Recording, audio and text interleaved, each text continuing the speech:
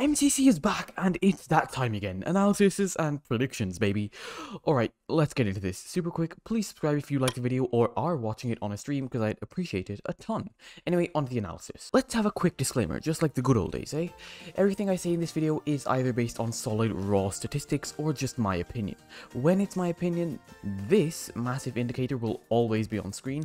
I'm not trying to offend any of the content creators in this video, because I'm almost certain they're all better than me about content creation and Minecraft, so I'm super sorry if I say anything that comes across that way. Okay, great, on to the analysis. We'll start off subjective, then head to an objective analysis of the teams. I've cut the game-by-game breakdown of each team for this MCC because we don't know if all the games are going to be there, so I feel like that would be kind of redundant. Let's go in rainbow order, because yay rainbows, and start with the Red Rabbits. Nikki, Tommy, Tubbo, and Vic, a team for the ages. Tommy is the main center point for this team chemistry-wise, since he knows all the team members the best. There's the obvious Tommy-Tubbo link. Tommy and Vic are pretty well acquainted now, as far as I can tell, since Tommy literally went to Vic's house and got sandals from him, which I think makes them like best friends for life or something. There's also the fact that Tommy and Vic have teamed before, as have Nikki and Tubbo, and Nikki was also there for the vlog that Tommy filmed way back last year. Overall, super strong team chemistry wise, and a team I can see definitely doing very well. Orange Ocelots next, and this team looks pretty strong chemistry wise on the first look, but that's just the vibe I get when I think of this team. All of them are very similar in terms of how hard they try and their attitude in game, which is that they try hard but don't get too involved or heated to the point of getting majorly tilted. A bit of a point in the other direction is that the only times that the members of the Ocelots have teamed before were Quig and Shovel in MCC 1 and Kara and Eric in MCC 2, a long time ago when MCC was a vastly different event as well. Alright, Yellow Yak's time. This team will take a second to catch up with each other in my opinion, at least chemistry wise. The only two players who have teamed from this team before are Dan and Kratzy. I don't know if I said that right, but hey, whatever. And therefore there might be a bit of a period in the first few games where the team is just figuring out how to best function. Another thing to note is that both Kratzy and SB frequent the MCC practice server, and thus might start to get better because of that, so that's something that should be noted. This next team is one that'll definitely turn a few heads, and I'm almost certain will be either heavily underestimated or heavily overestimated. The Lime Llamas. This team's chemistry will be undeniably great, given that it's basically the MCC 9 Blue Bats, but with Cub swapped in instead of H-Bomb. This really shouldn't affect communication much at all either, since Cub is a hermit just like Ren and False, and therefore should get along fairly well with the rest of the team. It's also very important to note that while Fruit is almost universally seen as one of the, if not the best movement-based player in MCC, Cub has been basically sweating parkour, especially hypixel housing parkour, for months now, and thus it's very easy to assume that he's become a much better or well above average parkour player, though his statistical averages won't reflect this. Ren and False have also shown that they're a lot more confident in their own abilities and skills MCC-wise as of late, which means that H-Bomb's efforts during MCC 9, which were a big part of the team being led to victory, have paid off and will likely carry over in some sense for MCC 14. And now, the team that everyone is losing their minds over. The Green Guardians. George, Dream, Quackity, and Captain Sparkles. This team, in my completely unbiased and very correct opinion, will get third. Okay, look, I know the meme is dead, but the curse is still alive. But if we're going full conspiracy theory curse mode here, the Captain and Dream have teamed twice now, and I think it'd only be fitting that the third place curse is broken on their third teaming. I'm just saying, man. Apart from that, this team has also got insanely good chemistry. Quackity, George, and Dream are all part of the Feral Boys and therefore will communicate especially well, and with Dream taking the helm as leader and coordinating with Captain Sparkle as well, since they've teamed before, I can definitely see this team doing incredibly well. Okay, I wrote that bit of the script after the first few team reveals, which were yesterday as I'm writing this, and oh wow, the rest of the teams are interesting. They're also very powerful, so enough rambling, let me get into the next team. The Cyan Creepers. This team sees Skeppy and Bad Boy Halo finally return to MCC after they slept through MCC Season 2, and this team is incredibly interesting. Captain Puffy is an MCC veteran who's recently blown up from the Dream SMP, and therefore gotten to spend a lot more time with both Skeppy and Bad Boy Halo, to the point where I think they'll be more than above average chemistry-wise. On top of this, Tapple is extremely bubbly and seems to get along like a wildfire with literally every MCC player. He's similar to H-Bomb in this sense, so I don't see any issues chemistry-wise here. Apart from that, Skeppy and BBH are averages, which honestly I think is pretty fair. They've both got a lot of experience in minigames and multiplayer Minecraft, but since they're new to MCC and MCC is such a unique event, I think that cancels out them being just average. Ocelots next, and I think Scott went a little crazy with power on this one, I'm not gonna lie to you. He really just said, I'm going to dodgeball through MCC 14 because this team is cracked out of its mind. You have H-Bomb, the strongest contender for S tier among all the non-S tier players right now, Scott, who's overlooked a lot and is actually a super good player at around A tier-ish, and then Wisp and Solidarity Gaming, also called Jimmy, with Wisp being a very skilled player at Minecraft in general, and Jimmy being one of the most consistent players in MCC till date. But hey, this is about chemistry, which again, I don't see being a problem for this team. Wisp hasn't teamed with any of them before, but Jimmy, H, and Scott have all teamed before, and H tends to be just an instant chemistry boost for every team he's on, so this team will probably do very well chemistry-wise. Now, the Blue Bats. I can see this team being very similar to the Orange Ocelots. CPK, or Callum, is the only one who's teamed with Catherine before, and even that was way back in MCC 2. Puns and Sapnap will obviously communicate well, but Puns and Callum haven't interacted too much on the camera. There might be a few issues here, but again, I'm pretty sure the practice server and also just the vibes of most of the players feeling similar should make this team do fairly average chemistry-wise. Let's talk Purple Pandas. Once again, this team is similar to Red. This time, Ollie, or the Orion Sound, hasn't teamed with any of the players in this team, but Pete has teamed with both Grian and Martin, or In the Littlewood before, who have both also teamed together in the famous MCC 9 Pink Parrots team, where Grian got his title of Dream Slayer. Fairly decent chemistry wise, especially with Pete leading as team captain. Their personalities are fairly similar and therefore should mesh well, so chemistry shouldn't really cause any major issues for this team. Finally, for the subjective analysis, we have the Pink Parrots. Now, I don't know about you, but I can see this team having just, oh my god, so many chemistry issues. I mean, they barely know each other. Have Wilbur, Soot, and Filza even talked to each other before? Honestly. Jokes aside though, this team has insanely good chemistry, and I can even see a few of the players, Phil, trying to help Jack get acquainted with MCC before the event to try and reduce the experience disadvantage that he'll have, this being his first time. Okay, subjective analysis over, now it's time for the stats.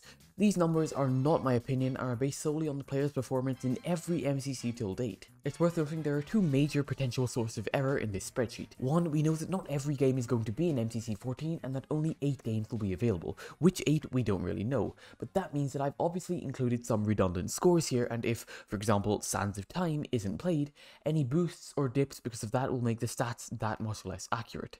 In addition to this, a bunch of older players returned in MCC 14, and we have 3 new players, which means that there's quite a few averages that are especially in Pink and Cyan, which make their team scores a little less accurate. There's also the regular MCC is completely unpredictable and stats are just a rough guideline thing, but hey, let's get on with it. In last place statistically, we have the Yellow Yaks. This team doesn't really have any major sweeping weak points, but Sylvie does significantly underperform in a few games like Hole in the Wall, Sands of Time, and both Sylvie and Dan don't do the best in Ace Race either.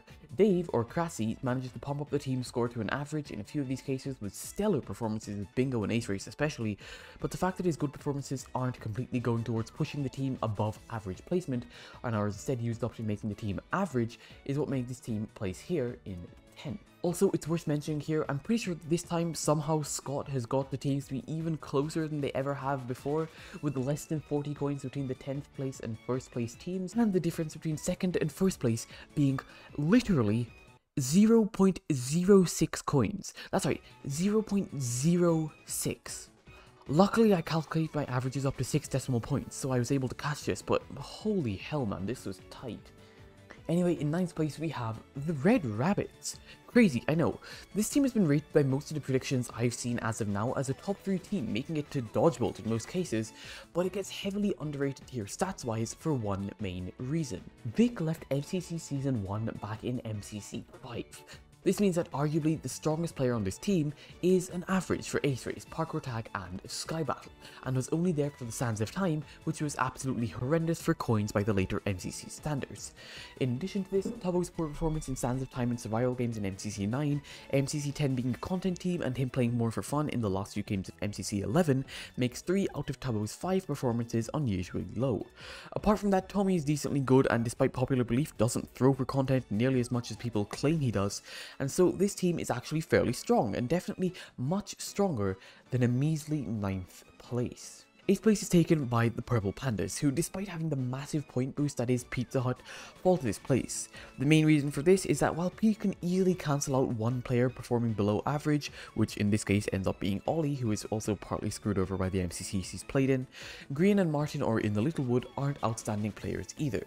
Now don't get me wrong, they excel in a few games. In Sands of Time for example, they both do incredibly well, but the build up of lower point scores from other games steadily accrues and makes this team drop to 8th.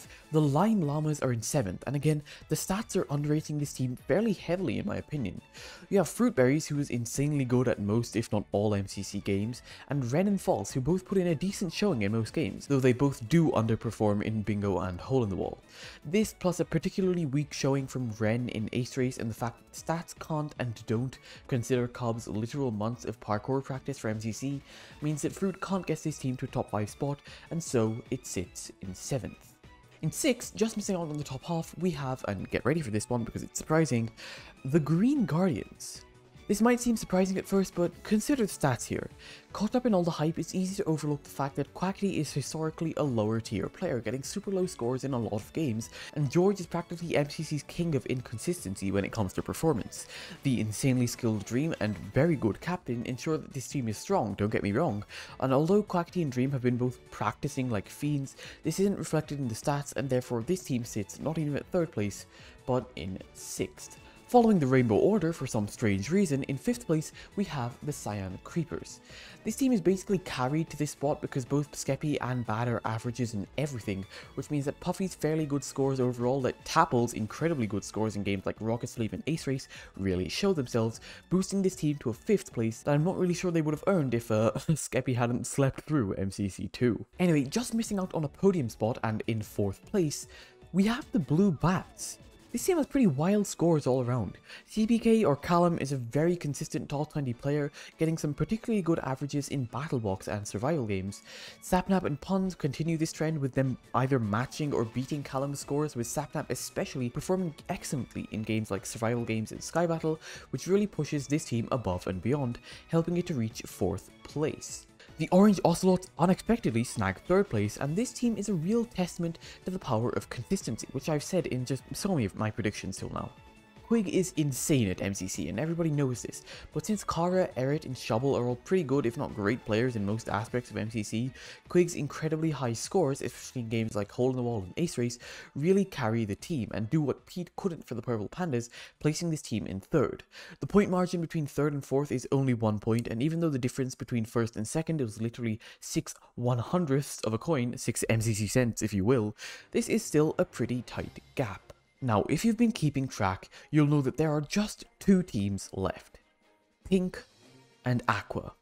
Out of these two, the team which got first stats-wise, the team which was beaten by 6 MCC cents, the team which just lost out on this meaningless first place victory, is the Aqua Axolotls. Yeah, sorry Scott, but you're gonna have to try a bit harder to get that sweet first place Scott next time. Maybe try Dream, Pete, Quig, and you next, that might work. Anyway, all jokes and callouts to the literal event organizer aside, Aqua is still incredibly cracked, with H1 being, as I said earlier, the main contender for S tier apart from Dream, Pete, Quig, and Techno. H's super good scores in literally every game are not dampened even in the slightest, with Scott performing above average in every single game, cancelling out Jimmy's slightly underwhelming scores in a lot of games, and letting Wisp's also good scores only help to pump up H1 more, which took this team to 2nd, where they only just missed out on 1st place. And finally, in 1st place, the team which edged out every other team to get 1st place overall, the Pink Parrots. Philza does carry this team in a few games, with his excellent score in Hole in the Wall being a very good example of this.